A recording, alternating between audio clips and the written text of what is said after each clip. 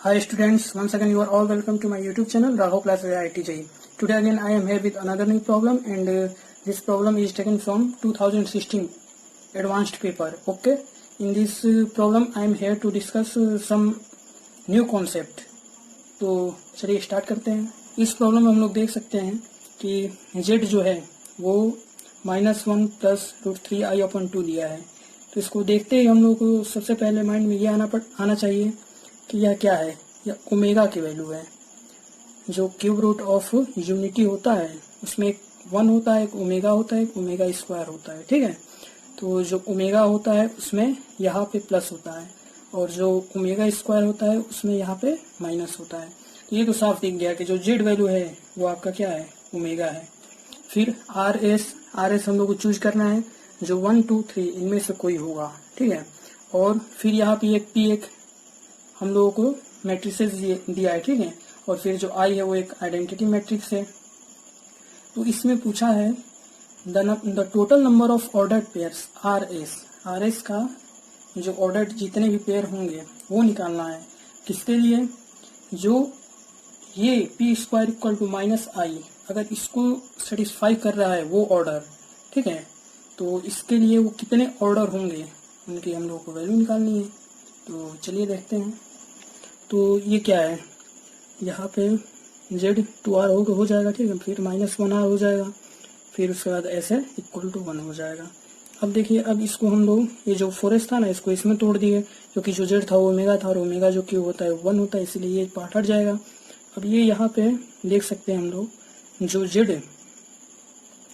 z का power ये जो है ना z, अगर ये क्या है 2r है और फिर यहाँ पे 1r है और ये माइनस क्या है z है, इक्वल टू ये 1 है और ये z जो है वो ऐसे। ठीक है, तो फिर यहाँ से हम लोग साफ दिख रहा है, यहाँ पे दिख रहा होगा कि अब देखिए ये जो पार्ट है ना इधर गया ना, तो ये पार्ट दो चीज़ ला सकता है।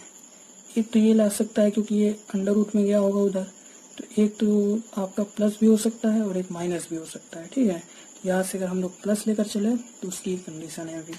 तो अगर यहाँ से देखा जाए तो यहाँ से ये जो वैल्यू ये किसको सेटिस्फाई कर रहा है, आर और एस में वैल्यू निकालें तो क्या हो सकता है। तो अगर आर और एस में, तो अगर आर को अगर हम लोग इवन रखते हैं, अगर आर को इवन रखते हैं तो ये तो पॉजिटिव हो जाएगा, ये भी पॉजिटिव, तो इवन में केवल दो ही है तो जेड स्क्वायर हो जाएगा।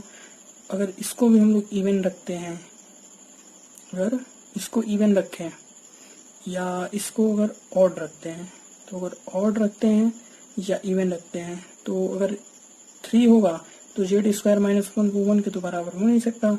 अगर इसमें 1 रखा जाए तो जेड स्क्वायर माइनस जेड वो भी 1 के बराबर नहीं है। ठीक है, अगर यहाँ जेड स्क्वायर रखा जाए तो Z square minus Z square वो 0 हो जाएगा।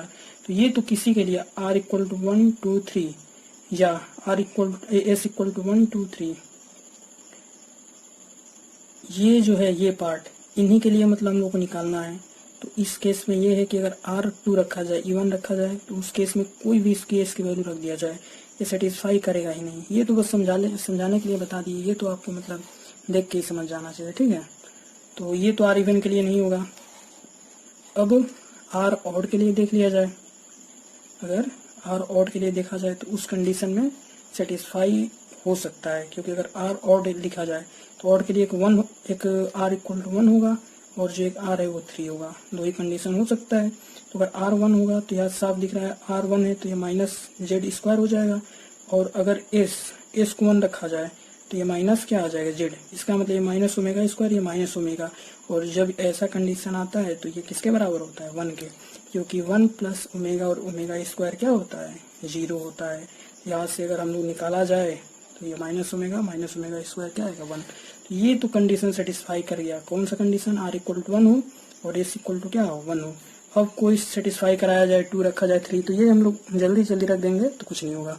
ये 3 रखे तो ये 3 रखने पे क्या, ये 6, ये तो हट गया, ये -1 पहले ही आ गया, तो अब ये 1, ये -1, तो ये तो 2 नहीं आ सकता क्योंकि ओमेगा है। ओमेगा अगर मैक्सिमम आएगा तो 1 आएगा, या नहीं तो माइनस ओमेगा या ओमेगा, इन्हीं में से कोई आ सकता है। तो ये तो बस एक ही कंडीशन हुआ R1 और S1 के लिए, जो कि ये क्या कर रहा है, सेटिस्फाई कर रहा है। तो इसमें बस यही एक कॉन्सेप्ट था कि इसमें हम लोग को खुद से चेक करना पड़ेगा, ठीक है। और इसमें यहाँ पे हम लोग फालतू में अगर पी स्क्वायर किया जाए करें तो उस टाइम मतलब ये बहुत ज़्यादा टाइम किल करेगा, ठीक है। तो इसलिए हम लोग पी स्क्वायर नहीं करेंगे, डायरेक्ट इसकी डिटर्मिनेंट वैल्यू ले लेंगे। अब ये यहाँ से प्लस है, ये माइनस है, तो यहाँ पे ये माइनस हम लोग ले नहीं सकते एक्चुअल में, क्योंकि अगर हम लोग माइनस लेते हैं, अगर मान लीजिए माइनस ले लिया जाए तो क्या होगा, अगर यहाँ पे माइनस हो जाए तो फिर भी ये सेटिस्फाई नहीं कर पाएगा, कोई नहीं करेगा इसमें से।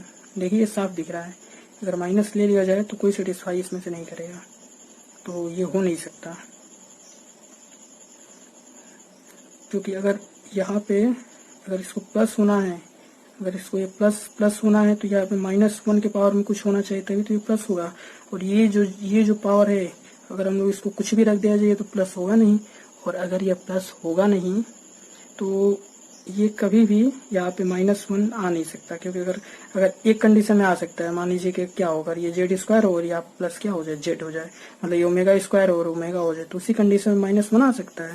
लेकिन वैसा कोई यहाँ पे कंडीशन दिख रहा है, यहाँ पे माइनस हटाने की कोई कंडीशन है नहीं है, तो इसीलिए -1 तो होगा ही नहीं। तो -1 हट गया, हम लोग +1 लेकर ही चलेंगे, और फिर इधर आकर +1 से आए तो यहाँ 1 हो गया, एस 1 हो गया।